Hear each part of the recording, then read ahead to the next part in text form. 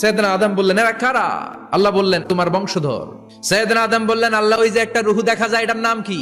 এটা তোমার ছেলে দাউদ, সে দুনিয়াতে নবী হয়ে আসবে। সৈয়দনা আদম বললেন, মাবুদ, আমার ছেলে দাউদের কত বছর হায়াত আপনি দিয়েছেন? আল্লাহ বললেন, মাত্র 40 বছর। সৈয়দনা আদম বললেন, মাবুদ, এত ফুটফুটে সুন্দর আমার ছেলে দাউদ, মাত্র 40 বছর দিলেন কেন? আল্লাহ, আপনি বাড়ায় দেন, আল্লাহকে বাড়ানো যাবে না, লেখা হয়ে গেছে। সৈয়দনা আদম বললেন, আমার 1000 বছর থেকে 60 বছর আমি আমার ছেলেরে দিয়ে দিলাম।